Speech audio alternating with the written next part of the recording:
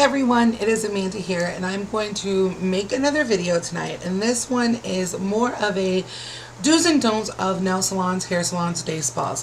Things to look for and things to watch out for so you know that you're getting top of the line service that is completely legal. I am a licensed nail technician in the state of Texas, so these are things that they teach us in school that we're supposed to do, and I want to pass them along to you as clients so you know what you're in for and what to look for. So I'm going to jump right into the video. The first thing that you want to pay attention for, you want to be able to look around the salon or the spa or the shop that you are in, and you want to be able to see clean floorboards, clean floors, clean desks, and everyone looking nice and clean, completely, utterly clean. Everything needs to be clean. Now, if they're working with a client, those are exceptions because there's a client in the chair. You really want to make sure that everyone is dressed nicely and appropriately, not showing too much skin, like me, as I am wearing a tube top type dress here. And so you want your shoulders and your arms to be covered. That is a health regulation. And therefore, you have to have your arms covered, and at least from here and up, your arms need to be covered. And as well as making sure the floorboards, floors, and the walls are clean. This way you know that you're in a clean, sanitized area. The second thing you want to notice is to pay attention for the licenses with pictures. If you see a license on the wall that does not have a picture, do not go to that person because that is against state laws. Now this is in Texas, I'm not sure of other places, so pay attention. If you do not have a picture inside your license, like mine does not have a picture in a license at this time because I have to order my new license, therefore I have my license, just not physically, so I'm waiting for it to come in to put the picture on it.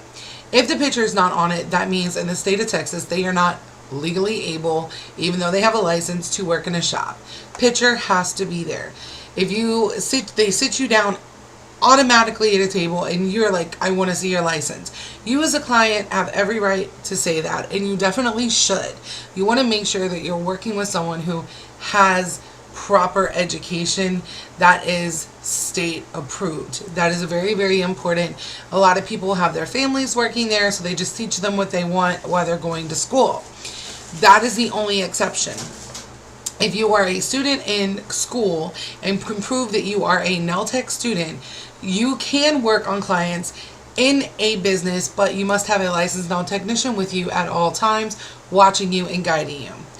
So those are the exceptions to that rule. The next thing you want to pay attention to is their tools or implements, which are like cuticle pushers, cuticle nippers, fingernail clippers, the hand drill, which is an e-file, by the way, electronic file. And I'm going to get into that in a minute about those.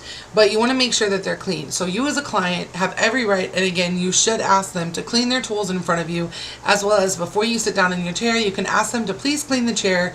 That way you can make sure that you're sitting on a nice, clean surface. There is no chance of any kind of possibility of catching a cold or any kind of germs from anyone who may or may not have been sitting in that chair who could have been sick.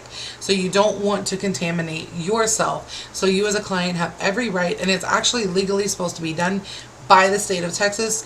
They tell you that you are required to clean your chair and their chair, as well as the desk and or work surface, as well as the floor around your area before and after a client comes in. So before you even greet your client, you must have your chair cleaned out, and the client must see you do this.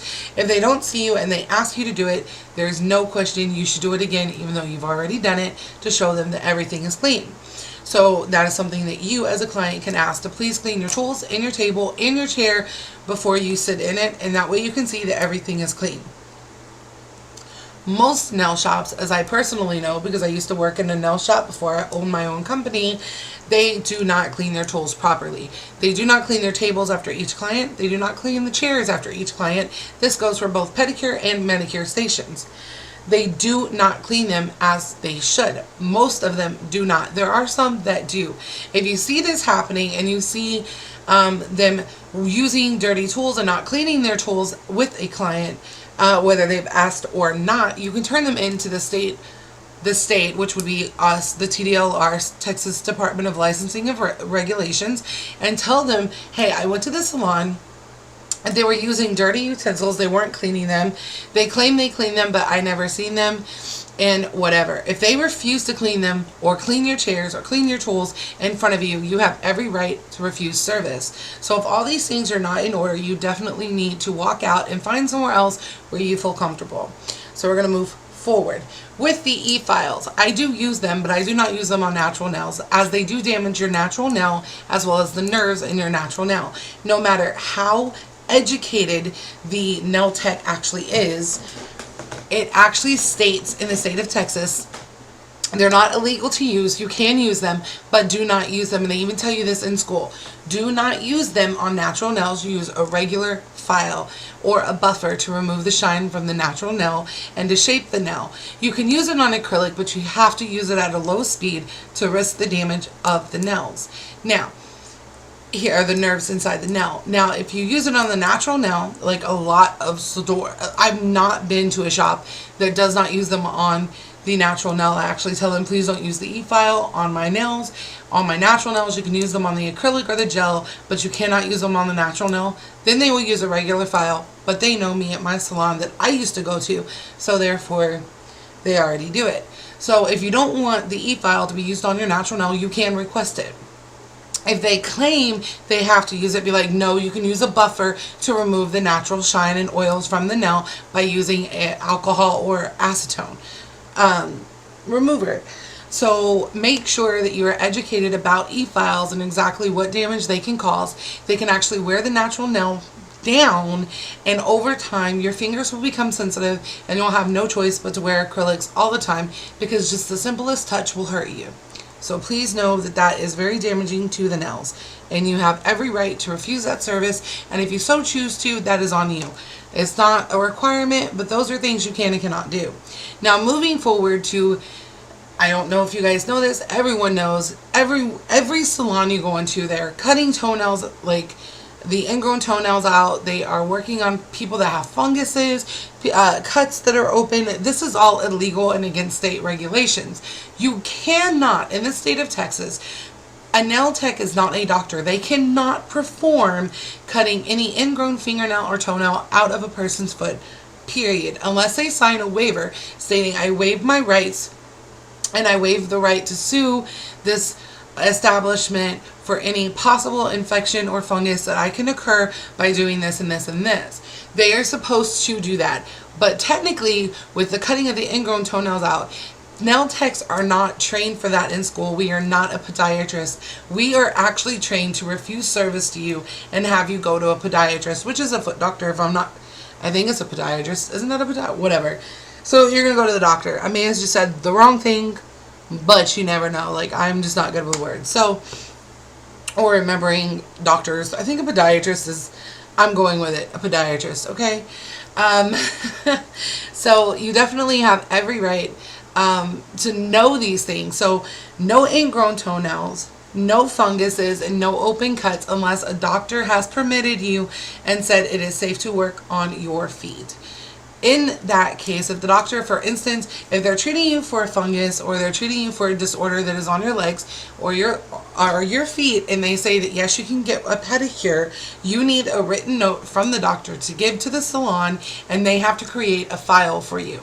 It's actually stated in the state of Texas that you should be doing what is called a consultation with your client and have a written form and put it in a file for your client. So each time they come in, you can pull their file just as if you're at a doctor's office. This way, you get to know your client, know what they're doing, and your clients, please, please, please, clients, tell your nail techs if you're taking any medications, whether it's or if you have any history of seizures or heart attacks or strokes. If you have, and unfortunately, I know this is an uncomfortable subject for a lot of people, but us as nail techs, we need to be warned of this to prevent any possibility of contaminating someone else. If you have any STDs, AIDS, HIV, hepatitis B, if we were to accidentally cut you or poke you and you start bleeding, we have to close down our establishment, get rid of the tools, we have to clean you up, send you on your way, and clean our entire shop and close it down for 48 hours to make sure that we get all of the possibility of any infection out of the salon by cleaning it from head or top to bottom, and that way we can make sure that our clients are completely safe and healthy. So please inform your nail tech if you have any of that.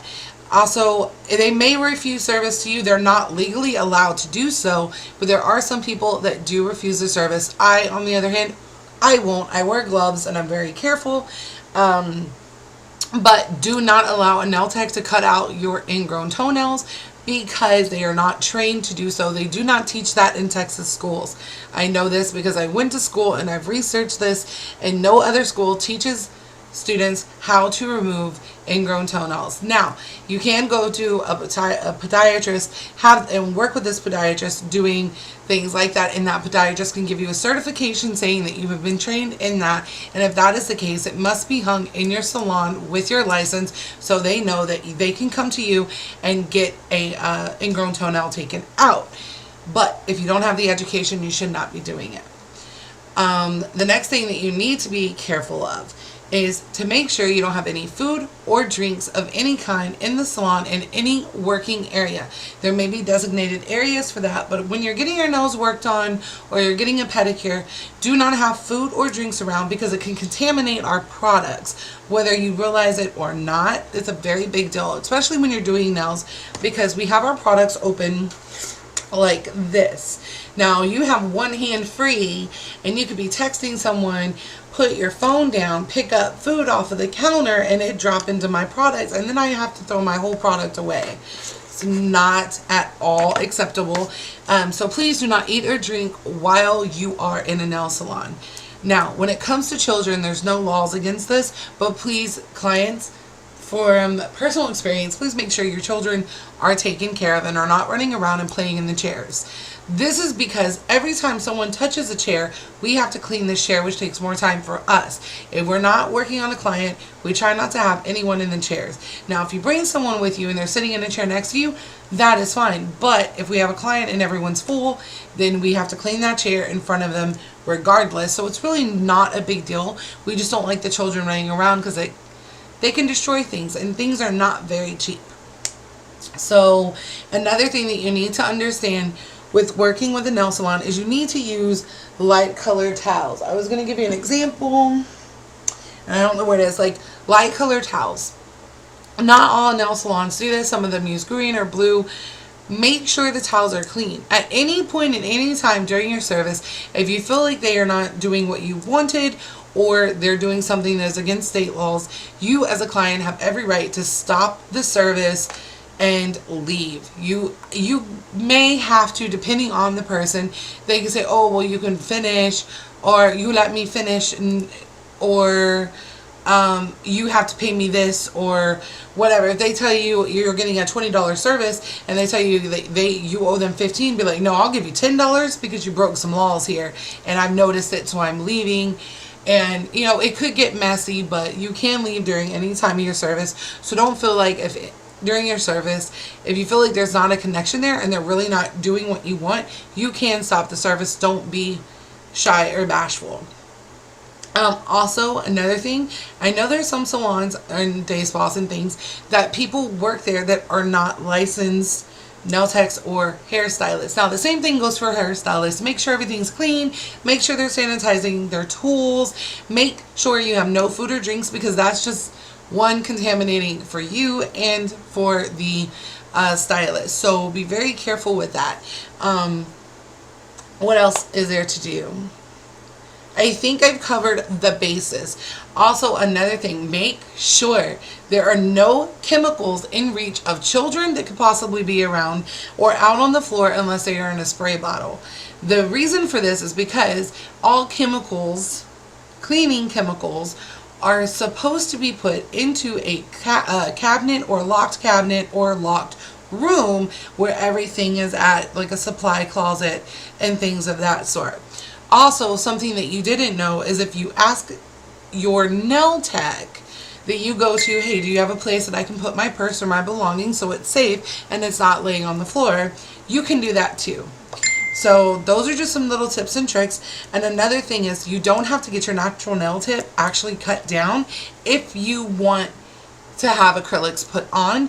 What you can do is you can use a nail form instead of using a tip, or you can use a tip, thin it out a little bit, glue it completely onto the nail. This is something I do for my clients, and then I use a nail form to build that extension out.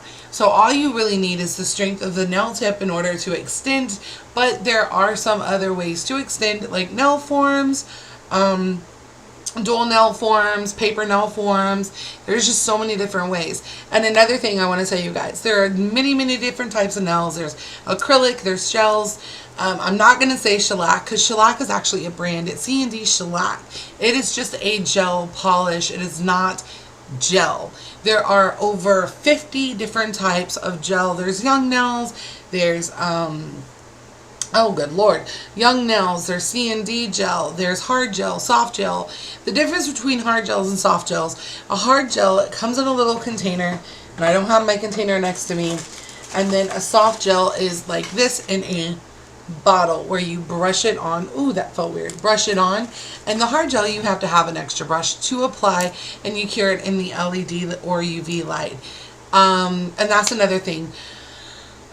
Make sure they clean their LED or UV light before you even put your hands in the position. Please do so, because if you don't, there you go. So those are just some tips and tricks that I know as a licensed professional and some of the state laws. And if at any point you go into a salon and they're not obeying by these rules, you can actually turn them in to the Texas Department of Licensing and Regulation. And if you see someone that is actually working there without a license, you need to walk out, because you don't know. Honestly, 100% you need to leave, period, and you need to report them, because they are legally not allowed to do that. So with that being said, you guys, I hope this video is a little more information for you, and it gives you ideas and structures, things that you need to know as clients to look for, and things to ask and to know about before you even begin. And so yeah, I just lost my train of thought. So I'm going to go ahead and end this video, but before I end this video, I definitely want to tell you guys to like and subscribe by hitting that subscribe button down below, and comment. The first comment on every video gets a shout out in my new video if you guys were to comment. What is going on? Comment, you guys. Let me know what you want to see. If you have any questions, please let me know below. And don't forget, I say this in all my videos, at the end of January, I'm going through this whole month, and I'm going to see who comments first the most, and whoever comments first the most gets a $10 Walmart gift card at the end of January. And then if we reach 5,000 views or higher by the end of January, or I think I said 100 subscribers, we'll just do 100, I'll change it, 100 subscribers or more, then I'm automatically going to do sort of like a competition kind of thing between all my viewers and subscribers to win a $25 Victoria's Secret gift card or a $25 Bath & Body gift card for the month of January. But it only happens if we reach 5,000 views or higher and 100 subscribers or more. Not one or the other. It has to be both. So I'm going to count on you guys. And yeah, so I'm going to end this video. I will see you guys soon.